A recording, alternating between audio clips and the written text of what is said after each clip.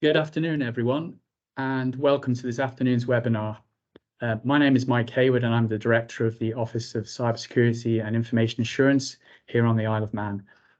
Together with the Chamber of Commerce and the Charity Forum, we're pleased to welcome you to this webinar, Why Are Charities a Target for Cyber Criminals?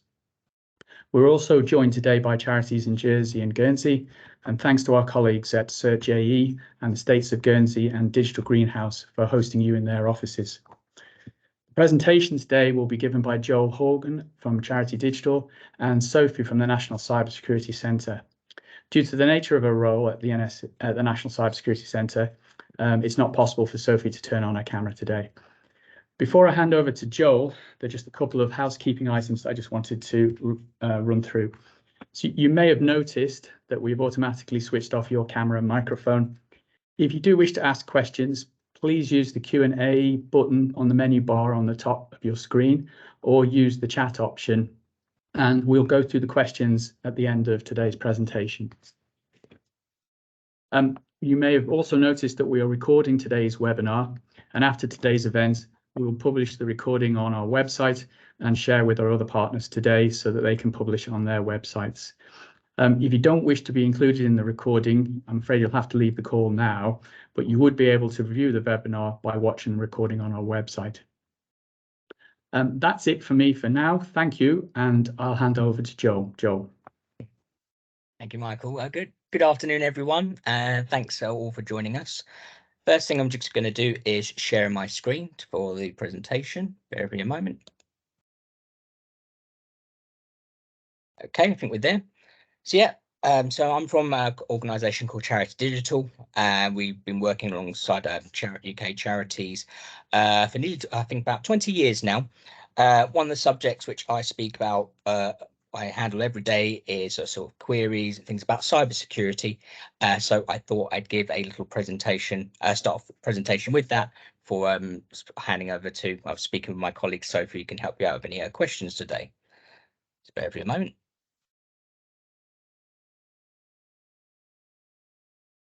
Okay, so what is cybersecurity? So cybersecurity means protecting computer systems from theft, damage, and other forms of criminal activity. Strong cybersecurity is essential to the charity sector, as it protects you against loss of revenue, reputational damage, financial disruption, and much more. In this webinar, we want to give you the tools to protect yourself from cyber criminals and allow you to fulfill your mission without disruption. We explore, among so many other things, the basic definition of cybersecurity, the reasons you need cybersecurity, how to prevent cyber attacks, how to react to cyber breaches, and how to educate your team, and more, of course. So without further ado, here's everything that you need to know about cybersecurity. In simple terms, cybersecurity is the protection of your computer systems and network from theft or damage. Cybersecurity protects and secures hardware, software, electronic data, and other parts of your network, ensuring there is no disruption or misdirection in the in the services that they provide. Cybersecurity provides protection against malicious attacks designed to access, alter, delete, destroy, or extort sensitive data, and is designed to prevent cyber criminals from the following: gaining access to computer systems without authorization, infecting systems and viruses or other malware, which would enable them to steal, modify, or delete data, or use that ability to extort organizations. Also tricking computers into submitting data, payment details, or other confidential data, and also preventing customers from accessing computer systems by overloading them or diverting traffic away from them, usually with the aim of holding the organization at ransom. These are like the main ways in which cyber criminals operate, and we'll cover the exact terminology and the exact forms of attack a little later. So cybersecurity is important because our devices have become essential to our ability to deliver services, raise funds, and continue daily operations. Any act that prevents our ability to use devices poses a serious threat to our organizations, and cybercrime is certainly a threat. Let's look at some of the statistics. Exactly 2/3, so 66% of organizations report that a cyber attack would affect their operations. Only 61% have a plan in place in the event of such an attack. And 78% of trustees said they were unaware of a cyber strategy within their organization. And only 5% of charities are using comprehensive cybersecurity software to protect themselves. Now, this shows that charities are broadly aware of the threat of attack, but seemingly that they do very little to prevent that threat. There is an awareness of cybercrime, but few charities taking it as seriously as they should. That is a problem, and that is particularly widespread in the charity sector. The reality is that cyber attacks can be devastating.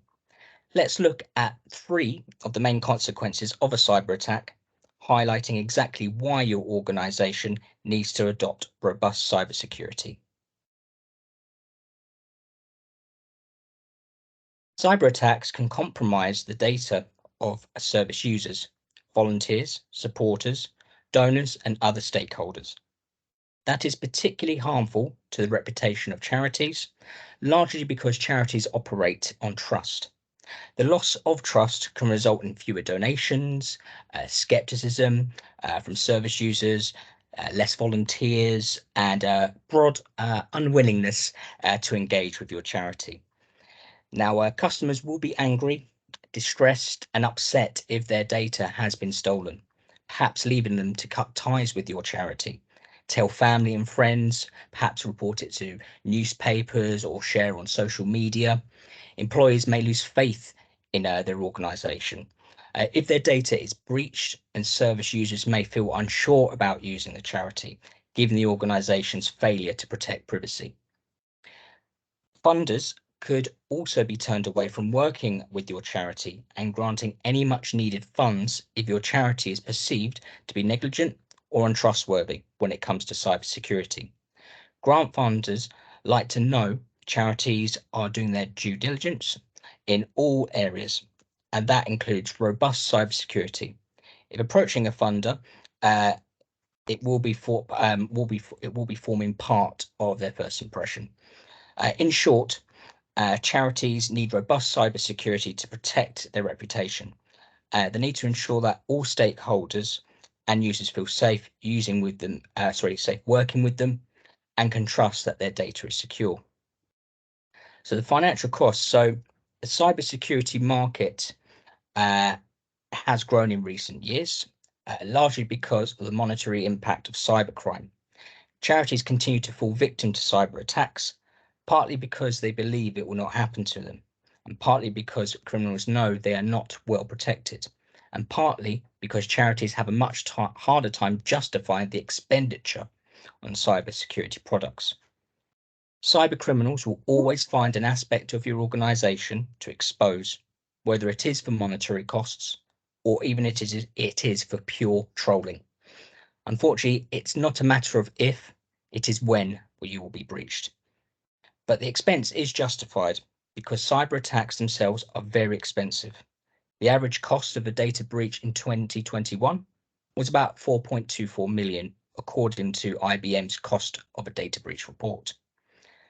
The costs come in many forms, but theft of financial information, disruption to daily operations, loss of funds and donations, and asking for ransoms are common.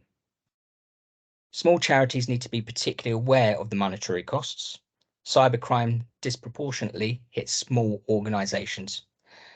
The financial impact to large companies may be huge, but based on scale, the implications are relatively minimal. Small charities, on the other hand, face an existential threat to cybersecurity, so they need to ensure that they are very well protected. Legal consequences. Now, finally, it's worth mentioning the legal consequences, which often follow in addition to all that I've mentioned so far. Data protection and privacy laws require organizations to secure personal data. That could be the data of your employees, service users, donors, or any other person related to your organization. If your organization's data is compromised and you have failed to employ effective cybersecurity measures, you may face fines or sanctions depending on the jurisdiction. In short, you may lose money through the cyber breach. You may face organizational disruption and reputational damage. You may lose your user data and then face fines on top of all that has been mentioned previously.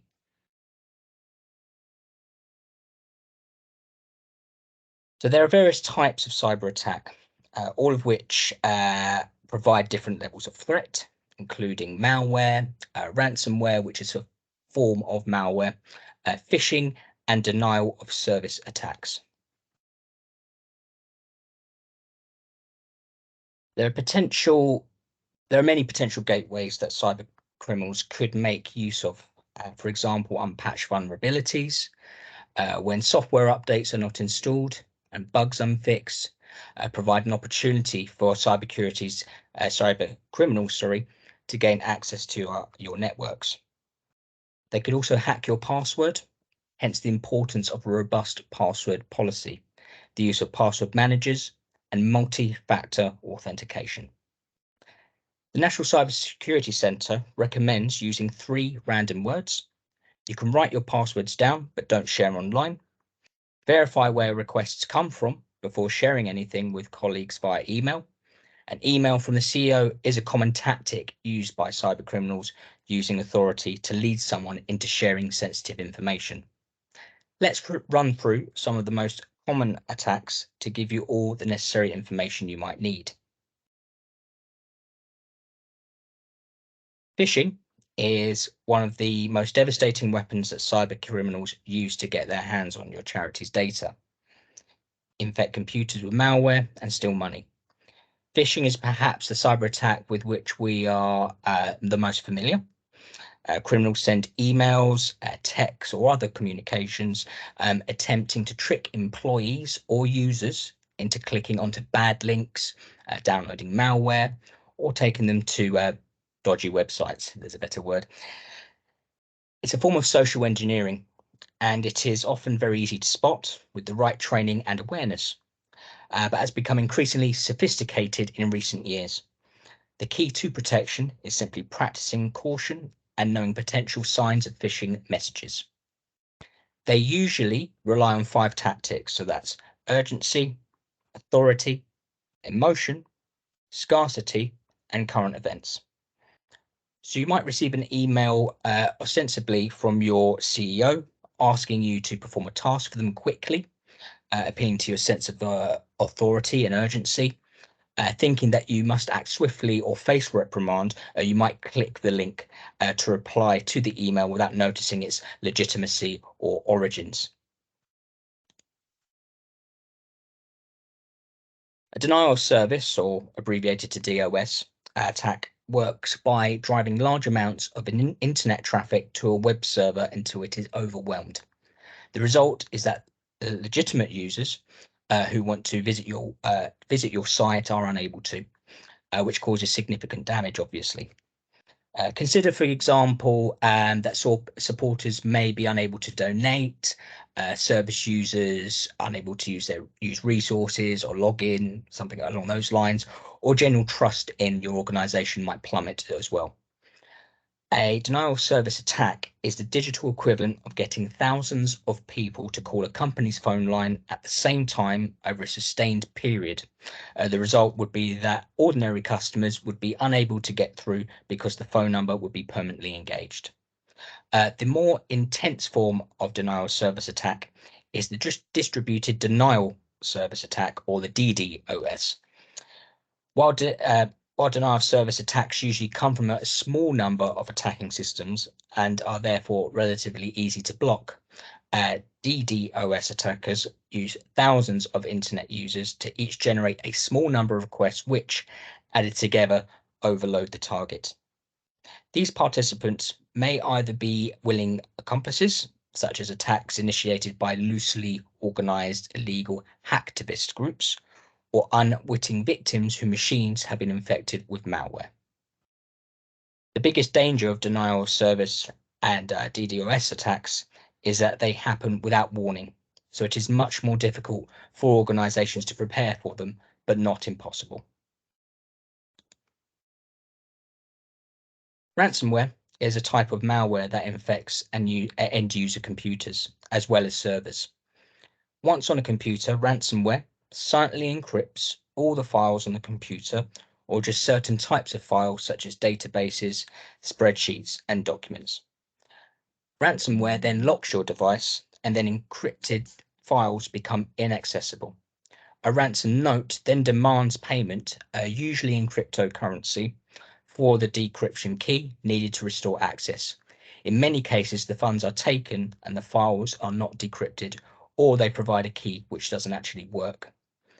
Most ransomware also seeks out connections from an infected computer to other computers, so that a single infection can lead to a large number of devices becoming quickly infected.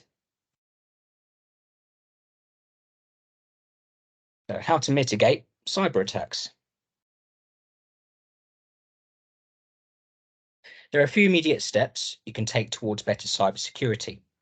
Now, firstly, if your device is letting you know an update or security update is available, update. If your current antivirus is due for renewal or has already expired, renew. There are plenty of cybersecurity options such as antivirus available to charities and non-profits as well. Now, also ensure that any unused sensitive data is removed. You may want to check your recently downloaded files or shared documents as well, which is very common. Also, make sure to take advantage of the National Cyber Security Centre Small Charity Guide. It's really useful for implementing both quick and easy cybersecurity tools and protocols. There are two elements of cybersecurity that organizations need to consider around cyber attacks, preventing them from happening and reacting appropriately when they do happen. The first is most essential, as adequate cybersecurity will give you a high chance of never experiencing a cyber attack and never having to put the second element into action. Preventative measures are essential, and the more preventative measures you make, the better. According to the state of cybersecurity in the UK charity sector, more than 1 in 10 charities are using antivirus software only. But our level of connectivity means that viruses and malware are more advanced and don't only infect one computer. They can infect all of our devices connected to it too. So if you're using something that's cloud-based, like outside of your computer, which you'll do the same type of task across many devices, they can be affected too. Using password managers to decrease the risk of forgetting unique passwords for your accounts, VPN, patch management, and endpoint protection software, or indeed the works, charities can ensure that they are protected as possible from cyber threats wherever they come from. Knowledge is power. If you know the signs of a cybersecurity threat, you could start to defend against them. Charities should ensure that they share all cybersecurity knowledge internally so that everyone knows the risks and can identify a potential cyber attack. The more eyes that look out for risks, the more likely we are to catch them. Organizations need to ensure all staff are clued up on cybersecurity protocol, like regularly updating their software to patch any security vulnerabilities or how to spot a phishing attack. This is especially important now people are working from home or on their own devices. Cybersecurity training is invaluable for this and doesn't have to be costly. Try the NCSC's free e-learning course, which puts you and your staff in the driving seat, answering questions, identifying possible issues, and making suggestions for how to prevent and tackle common cybersecurity challenges. Preventative measures are brilliant, but unfortunate facts remains. No one is safe from cyber criminals. Even the most tech savvy, even the most well prepared can fall victim to a cyber attack. The best way to prevent serious damage is to ensure that you react quickly and efficiently, preferably enacting a plan you have already devised. As with any crisis, time is of the essence, and it's important that everyone in your organisation knows their responsibilities in the event of a cyber breach, so you can respond to it quickly and effectively. The NCSC's Cyber Aware Action Plans can help charities come up with a dedicated cybersecurity plan, which can especially help small charities without a dedicated cybersecurity professional. Answering just a few questions about your organisation on the NCSC website will get you access to a free personalised list of actions to help improve your cybersecurity. If you are attacked, ensure to report this to Action Fraud and the NCSC. So Action Fraud, you can report a fraud or cybercrime to Action Fraud at any time of the day or night using the online reporting tool. The tool will guide you through simple actions to identify what has happened, and advisors are available 24 hours a day to give you help and advice if you need it. You can also report to Action Fraud by calling their helpline. If your organisation is right in the middle of a cyber attack, you can also call Action Fraud at any time, day or night for support. The ICO. Under GDPR rules, charities must report a data breach to the ICO within 72 hours of becoming aware of it, unless you can demonstrate that it's unlikely to result in a risk to individuals' rights and freedoms. You should report personal data breaches relating to a cyber incident online at www.ico.org.uk. If, however, you cannot access your systems, your report can be made via the ICO's helpline, which is open Monday to Friday between 9 to 5. And the sooner you contact the ICO, the better. If needed, you can report in instalments and give updates when you get more information. And the NCSC, National Cyber Security Centre, reporting an incident to the NCSC does not fulfil any legal or regulatory incident reporting requirement, but the NCSC has the power to investigate and take down scam email addresses and websites. Charities can forward suspected phishing emails to them at report@phishing.gov.uk, and that's phishing with a PH, of course. Reporting a scam is free and only takes a minute. By reporting phishing attempts, you can reduce the amount of scam communications you receive, make yourself a harder target for scammers, and protect others from cybercrime online. For those affected, it is also important to let those affected know. You should let them know as soon as possible if they need to take action, like changing passwords or any other processes too. Later, once you have all the information and the breach is contained, you should communicate what has happened in an open and sincere manner, admitting the mistakes you made, the reasons why the criminals were able to breach your systems, and any steps you plan to take to support people affected by the data breach. Charity Digital's survey, the state of cybersecurity in the UK charity sector, revealed that only 5% of charities use cybersecurity software to stay secure, including password managers and VPNs. Worse still, so many charities are failing to employ freely available tools and resources that will help them effectively improve cybersecurity. Below, we note just some of the tools and resources that your charity can use, with some brief descriptions to help you find the right bits for you. So the NCSC supports the most critical organisations in the UK, the public sector, industry, SMEs, charities, and the general public. When incidents do occur, the NCSC provides effective incident response to minimise harm to the UK, help with recovery, and learn lessons for the future. More specifically to the NCSC, distills knowledge of cyber into practical guidance that we make available to all, responds to incidents to reduce the harm they cause to organisations and the wider UK, uses industry and academic expertise to nurture the UK's cyber security capability, reduces risks to the UK by securing public and private sector networks, Now, you can find guidance on types of attack, how to respond to them, and much more on the NCSC website. And if you have any questions today, the NCSC will be on hand at the end to answer them.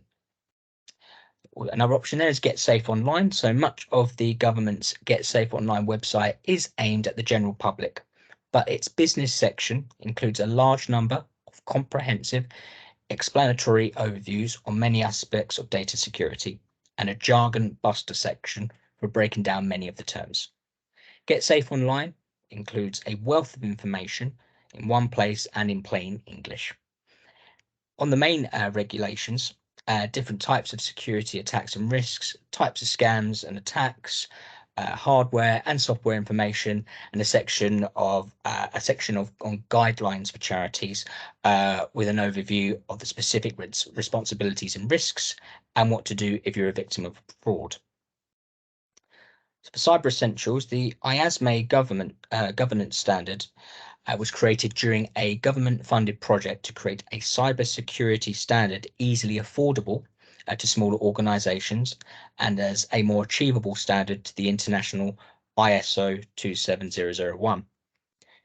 IASME assesses and certifies organizations against two standards at both the self-assessment and audited levels, with specific certifications in Cyber Essentials for health and social sector and certifications in GDPR. Charities can use the Cyber Essentials readiness tool to see if they have the 5 core controls necessary to prevent a cyber attack and become cyber certified. You can also download a copy of the standard on their website, which is aimed at helping organizations understand their risk profile in detail and see the typical tests that you'll need to pass to be certified. Charities should regularly take note of the Cyber Essentials Charity Week, which was back in November, which you can view on our website, where charity-specific guidance is shared and a discount is offered for the accreditation. So at Charity Digital's exchange software donation program has been helping charities save money on essential software for more than 18 years. Registered charities can receive as much as a 96% discount off retail price of software, including popular security tools from Bitdefender, Norton, as well as tools like Avast and even add-ons to existing programs such as Windows Defender as well. At Charity Digital, we also host webinars and publish guidance to support the charity sector in their quest to improve cybersecurity. And we have a whole range, a backlog of webinars, articles, and podcasts, and other types of videos, which can help you navigate through this topic as well.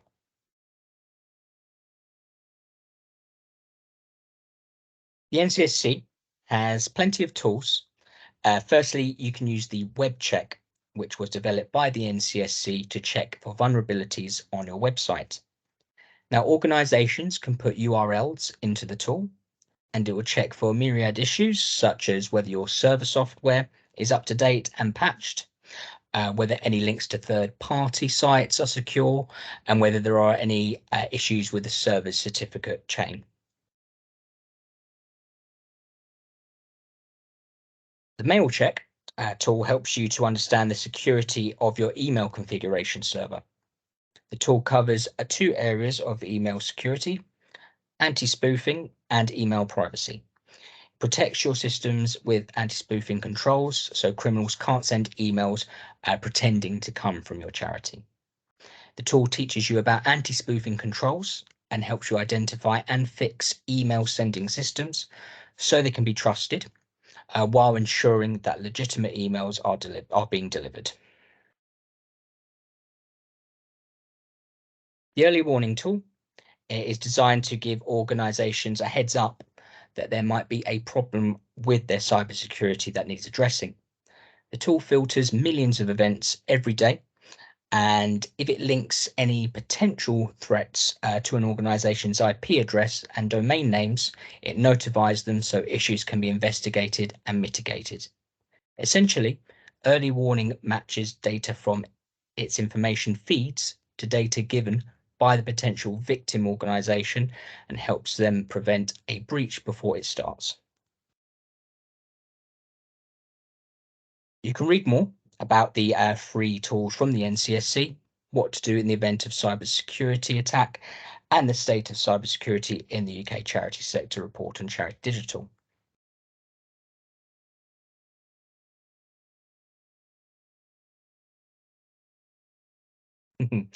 So that's the end of my presentation there, and thank you for bearing with me. So we're going to be moving on into the Q&A section of the webinar, and just to get started off, Sophie, thanks for joining me. Could you tell us the best place for small charities to look for guidance? Absolutely. Just checking you can hear me okay, because I muted myself for that. Yep, certainly can. Okay, fantastic. So yeah, the best place, as Joel pointed out earlier in the webinar, that I would recommend everybody looking to is the NCSC Small Charity Guide. So after the webinar, we'll, with the recording, be sending around a load of links, and one of those will be the Small Charity Guide, but equally you can just search for it on the NCSC website. And that has got a whole host of easy, simple steps that you can take to improve your cybersecurity. It's really easy to use. It's user friendly. You don't have to be an IT expert in any way, shape, or form. And it's a package that anybody in your organization could use as well, from volunteers through to your CEO. So it goes through things such as backing up your data. It kind of identifies what you need to back up and helps you kind of form a baseline of where you're at now, and kind of takes you through your next steps with some kind of simple top tips. It talks a bit about cloud usage.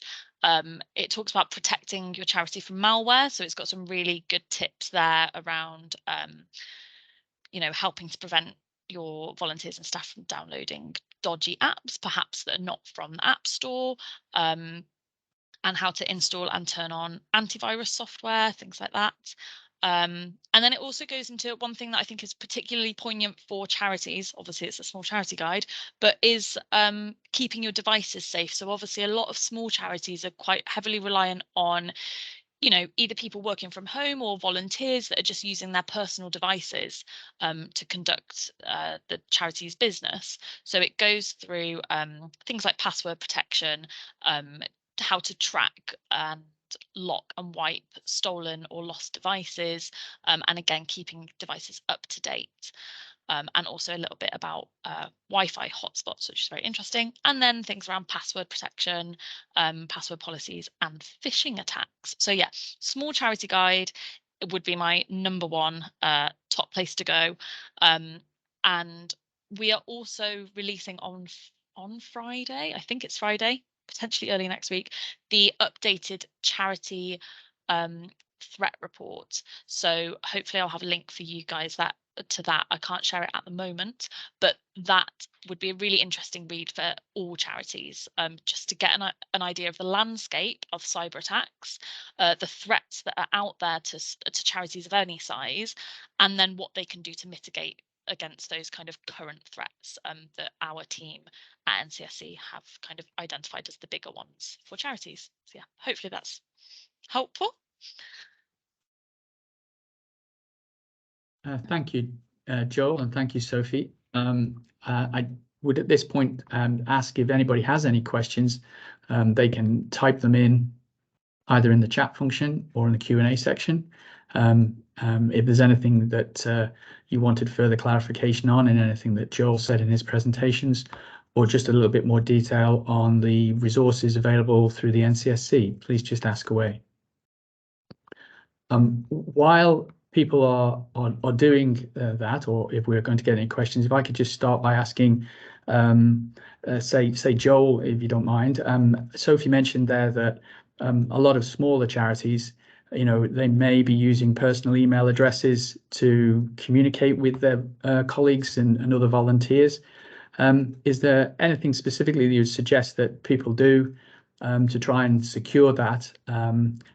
And are there other alternatives that they could potentially think about rather than using personal email addresses? Absolutely, Michael. Yeah, so I guess the main one would be moving over from personal email addresses to a professional email domain. For one, it's more secure. in terms of if you're receiving communication from a colleague, you know that it's coming from their domain rather than a generic email address which can be created via anybody. Also on the side of security is that professional domains that organizations outside of your business or charity will take you more seriously as well. The fact that you're using a professional domain rather than something generic which you can just create in 10 seconds on many sort of famous websites across the world. And is that something Charity did? You mentioned there, because obviously I suspect that the primary focus of charities will be to raise money for the goal that they have, rather than investing in IT. Is the ways that those things can be purchased, more affordably? Yeah, absolutely. There's a few different options out there for obtaining domain. There's an offer on Charity Digital at the moment for obtaining free domains, which if you want to find out more about, I'd suggest getting in contact with us directly. I won't go into the details on this call, but there are details of free domains available to charities, as well as other larger organizations provide non-profit offers as well for organizations who wish to develop their own domain as well. So yeah, if you visit the Charity Digital website, reach out to us, or even give myself a name drop, I'm more than happy to elaborate on that conversation more. It's no problem. Okay, Joel, thank you very much. Sophie, there's a question that's come into the chat, which I don't know if you'd be happy to take. Shoma is just asking, what do we think are the obstacles as to why charities may not be aware of cybersecurity? And just maybe from your experience working with the NCSC and in the charity sector, what you might think they might be. Yeah, of course. So there's a whole host of kind of obstacles. Obviously, it depends on the charity size as well. I think, especially for small charities, a lot of it is probably just around a lack of awareness. Not really, I know, having worked in the sector myself for a long time, there's very limited resources when it comes to money, time, expertise. Often the IT or the cybersecurity is falling to, it could be falling to your fundraising manager, it could be falling to your marketing executive, it could be falling to the CEO or to a trustee, depending on the size of the organization. So I think it's a real it's a classic charity conundrum, isn't it? There's not enough resources. So yeah, that's probably the biggest obstacle is time and money in resourcing. I think also perhaps there's an element of being a little bit reluctant to either share their concerns or share if they have been a victim of a cyber breach, especially when we're thinking about things like the Charity Commission or the ICO, thinking, oh, is it going to impact my funding further if I report something, or is my information going to be shared? And just to put everybody's minds at rest, that if you reported to the NCSC, that information is not shared any further. It's purely to kind of help us come at it from a preventative side. No information is ever shared, so we'll never go to the Charity Commission and say, this charity has been a victim of such and such. That's for you guys to deal with. So I think it's a bit of fear potentially in the community, and just a lack of understanding and resources being able to mitigate those impacts. Yeah, they're probably my top two. There's a lot of others though.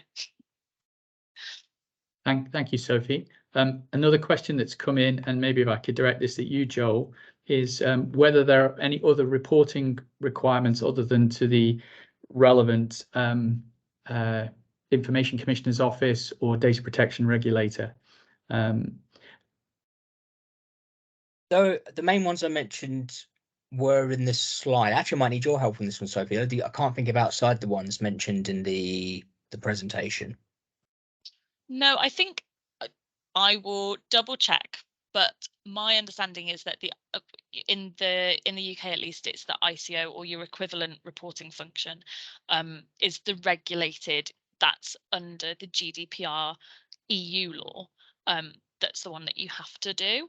I think anywhere you can share information, though, that there's other functions where you can share information. It's not mandatory, but the more information sharing we can foster in the charity sector, the better, because even if it's just sharing it with your peers, or in, if you're in a group and you're under Chatham House rules, just being able to help protect other charities, I am a full advocate for.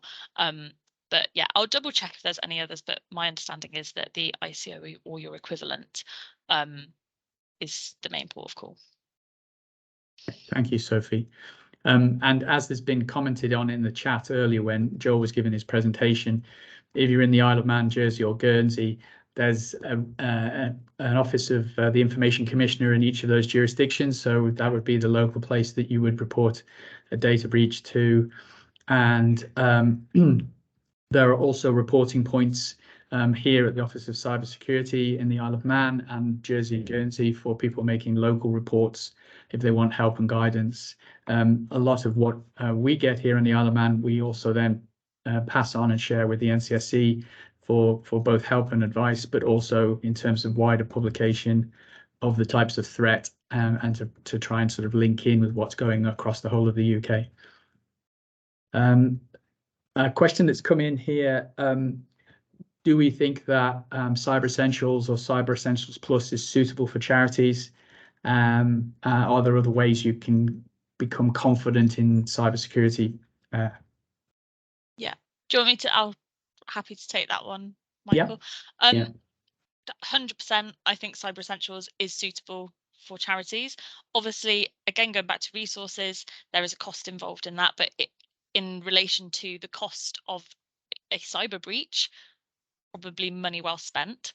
There's also points to it that you can access that are free. So there's something called the Readiness Toolkit, which is something that you would work through anyway before you apply for Cyber Essentials. So the Readiness Toolkit would be a really good way of using those controls of Cyber Essentials to assess your baseline and kind of get your ducks in a row as if you were going for the full accreditation. So even if you are not in a position to be getting Cyber Essentials or Cyber Essentials Plus, starting the process and looking at the Readiness Toolkit would be a really good place to start. And I think especially when it comes to building your supporters' trust, if you can say that you've got Cyber Essentials, your funders, your supporters, your beneficiaries, it's just adding that extra layer of we're a good charity to support because we are doing everything we can to help our donors and our beneficiaries. Another way of engaging charity trustees would be we've got a cybersecurity toolkit for boards. It's currently being updated, so I'll put the link to the current version into the resources, but watch out for a new one coming out in the next few months. That would be a really good place to start. It kind of breaks cybersecurity down and talks about it more in terms of risk as opposed to technical aspects. And there's also the NCSC's Exercise in a Box toolkit. Some of those are a bit more technical, but there are like short exercises in there that you can do in a roundtable discussion. You could do it just at your you could do it in a quarterly trustee meeting and just put 10 minutes aside just to run through some very basic questions about, do we have a password policy? What would that look like? Or even do a tabletop exercise, 45 minutes, where anybody can lead that. It would simply be, getting your trustees, a couple of senior managers, maybe, whoever you want in the room to work through some questions. Again, it's at an early point in your cybersecurity journey. It's more about finding out what your baseline is, where are you currently at, and then working out where you need to go. So I'd say Exercise in the Box. What was the other one I mentioned? Toolkit for boards and Cyber Essentials. Thank you, Sophie. There's a question, and obviously bearing in mind what we said earlier about confidentiality, but are there any sort of anonymized examples of a charity that's been subject to a cyber attack that we might be able to just share or provide an example of how it happened and what sort of consequences there were? Joel, I don't know if you've got any you can share. Sure. My example, I'll start small, obviously anonymized, because when it comes to larger organizations, even largely large charities, this tends to be publicized a little bit more, so it's easier to find information. But I've had experience, no names or anything like that, but a colleague of mine who was in a senior position received contact from what they believed was the CEO at the time, with some instructions. It was coming from their email address, so which the type of, not cloning, but yeah, it came up with their email domain unless you hovered over it, where you could see like the coding of like the source of where it comes from. So that's something to look out for, sort of in your own cyber security ways, is to do that. But yeah, so the CEO was giving instructions to my colleague that they needed them urgently, and to actually go to a local shop and get some gift cards. So like, I don't know, something like Amazon vouchers or something like that, bring them back and then enter them quickly because they needed it for emergency. And yeah, my colleague nearly fell for it until we said, "What are you doing?" And I said, "Why would they do that?" And it just, the light bulb went off. It's like, no, this isn't right. Because to see it, and then yeah, so we figured out that they were being attacked in that sense. So I thought I'd start off with a small example there, which might relate to some of our great charities that are relating us today, that something simple like that can happen. Not sure about you, Sophie. Off the top of my head, the only ones I can think of, because I've been looking at this threat report, are in there. So there's actually a couple of really good examples in the threat report when that comes out on Friday. So I'll yeah, I'll leave you all poised for more from that. Okay. Thank you, Sophie. There's a question about what protection charities might be under from the mainstream banks. And I don't know, that obviously that question can be interpreted in a couple of different ways. But is there any protection that the banks would provide in the event of a charity being subject to a cyber attack? If funds, I suppose, were misappropriated. So the banks in the UK are, I guess a charity would have the same protections that anyone with a business account or equivalent would have. The UK this isn't an MCSE fact, don't quote me on this, but the UK has particularly good protections when it comes to banking.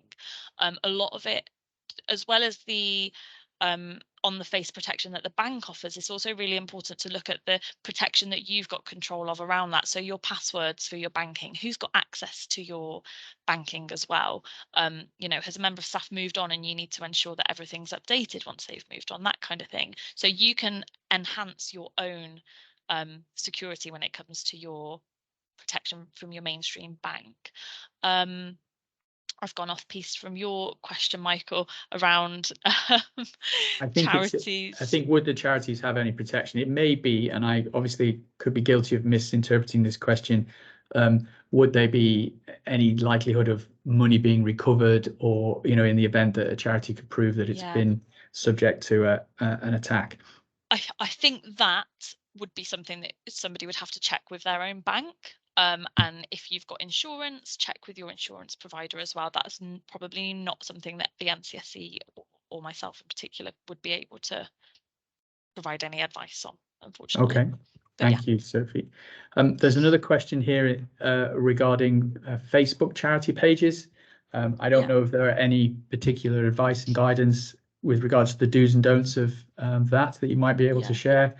Joel, maybe you were just nodding there, so I hope that means you have something. Yeah, I mean, yeah, just a basic stuff, and I'm sure Sophie's got a great answer to follow up as well. But what I find Facebook pages are an excellent place to start off with, or should I say Meta now? I guess I don't know what they call themselves these days, but under the rule of Meta, it's a great place to start off right at the beginning, or near the birth of your charity, just because it's easy to get set up. It's great with the community going, but it can be hard to maintain with Facebook due to how easy it is to create groups on there.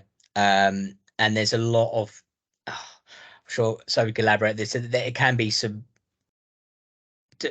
better word dodginess on Facebook in terms of like how people obtain your details and that side of thing. And one thing I would say is that try and move away from using Facebook as a main web page as soon as you can, kind of like how we spoke about email domains earlier, how to get a professional domain. If you're using Facebook as your main website, maybe try, when you can, move over to an actual website with your domain on it, and maybe use Facebook for, maybe just keep it to your engagement and your groups in that sense, but not as your main site, I would say. What about you, Sophie? Yeah, I think that's a really good point, Joel. I was making some notes, so I saw that question pop up in the chat around using social media, particularly for small groups. And one of my points would be to only share what you need to. So in the same respect, if you can avoid using those social media sites as your kind of main point, or if you do need to use it as your main point of contact, only sharing on there what you absolutely need to. Also, this is kind of to protect yourselves as well, protect your staff and your volunteers. You know, quite often a lot of micro charities have got somebody's home address is registered as a charity address. You don't need, you know, it's just around questioning, do you need to publicize that on your social media accounts, or could you say, for more information, get in touch? Those kind of things to consider. Also, when it comes to using social media and being careful around that, again, applying the same password protection as you would with your email account. So using strong passwords that are completely unrelated to what you're doing, and again, using those three random words as a rule of thumb. So implementing that, and only making sure that only the people that need to have access to your social media accounts have got access. It's very easy when you're starting off to kind of want all hands on deck to be getting involved, and sometimes it is easy to have multiple people using those accounts, but do they need access? And if they do, using the settings, there's, you know, the bigger these social media sites get, the more settings there are. So go through that. Do you need everyone to be administrators, or can you have people that are purely allowed to access certain areas or update certain areas? Using two-factor authentication as well, just so that if somebody does manage to guess your password, there's another layer of security there before they can access the account and, you know, hack into that and cause trouble. And yeah, only letting people log in who need to. And again, thinking about people who've used that social media account in the past, and if they've moved on. So yeah, hopefully that's helpful. Thank you, Sophie, and thank you, Joel. Joel, there's been a question raised in the Q&A section just about the 5 core controls you mentioned. So I think Judith is asking if you could just go back over that again and just explain it again. Yes, sorry, I do apologize. I was trying to find the 5 parts there. Where are the 5 words?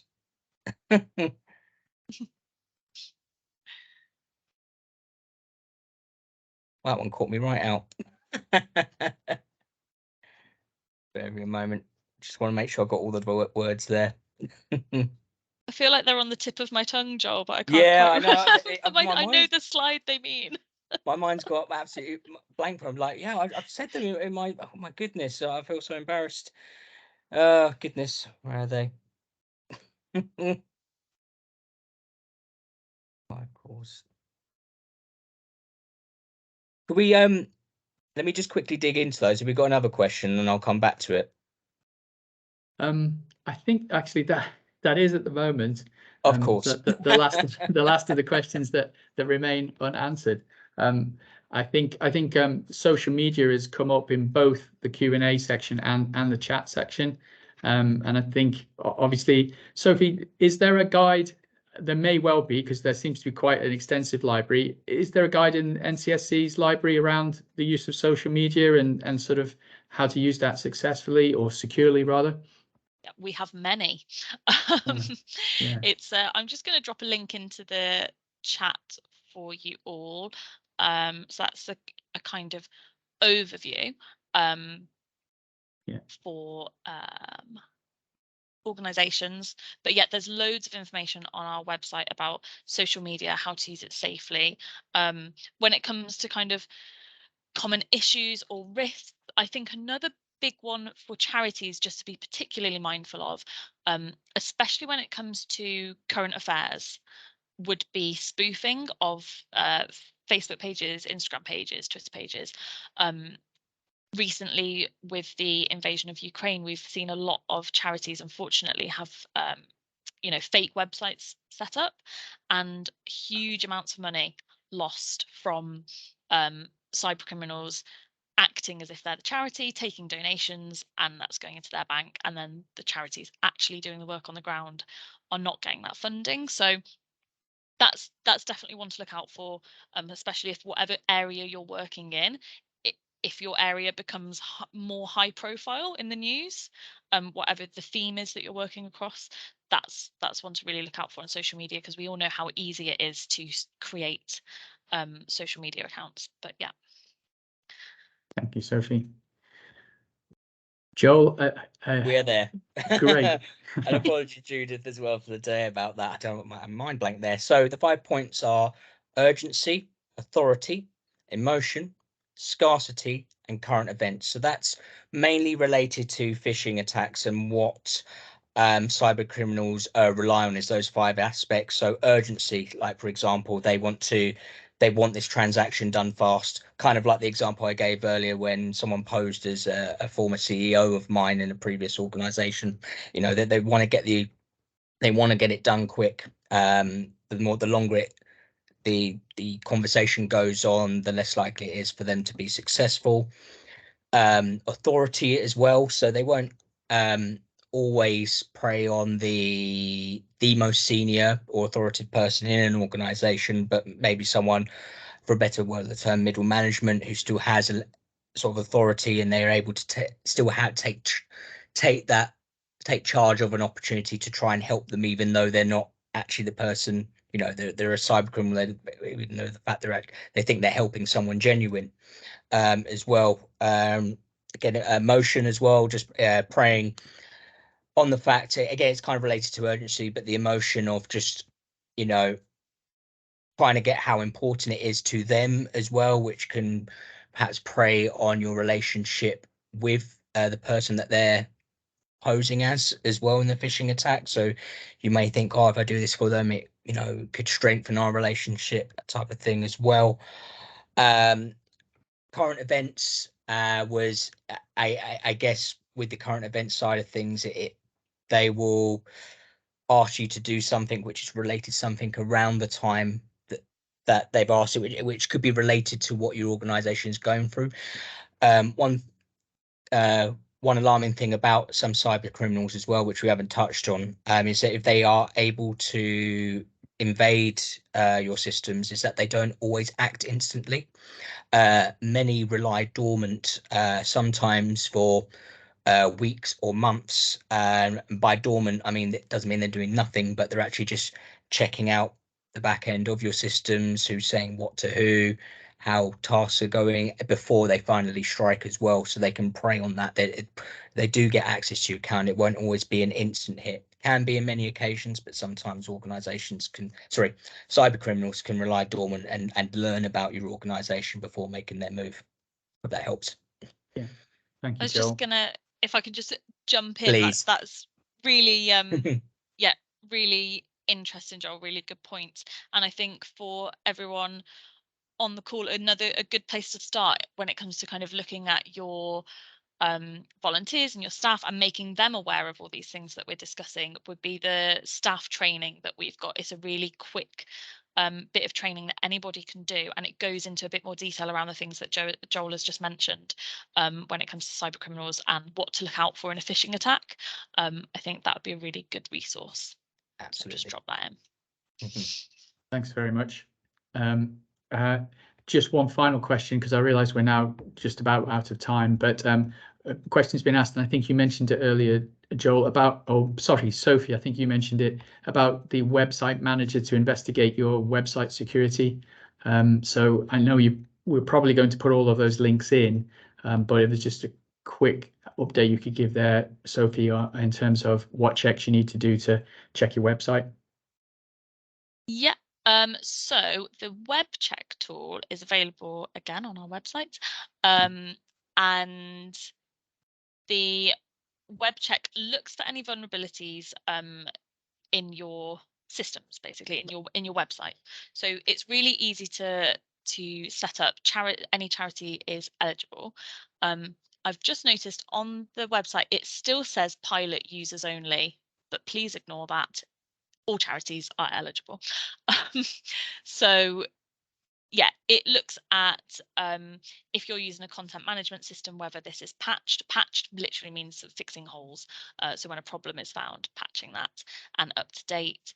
It looks at configuration concerns, and it can maybe help you reconfigure your website in a way that's just going to make it a little bit more secure. So yeah, I'll pop a link to there, just because I know we're getting close to time, but so I'll pop a link to the web check and also to the mail check tool, because those can both help mitigate against a lot of the things that we've spoken about today. Okay, that's great. Thank you, Sophie, and thank you, Joel. We're just now bang on 1:30, and I know a number of people probably now want to leave. So first of all, I'd like to thank Sophie and Joe for their contributions today, and also thank you all for the time that you've taken to join us today. As we've said a couple of times during today's discussion, we'll post, for those of you on the Isle of Man, we will link with the Chamber of Commerce, either post some things on the Chamber's site, but also on the Oxia site, and I know our colleagues in Jersey and Guernsey will do the same. So there'll be a recording of this, so you can come back. There'll also be some extra material there for you to reference, and of course my colleagues here on the Isle of Man and colleagues in Jersey and Guernsey will be around if you have any further questions that you want to follow up with us subsequently. So thank you very much, everybody, for your time today, and thank you and goodbye.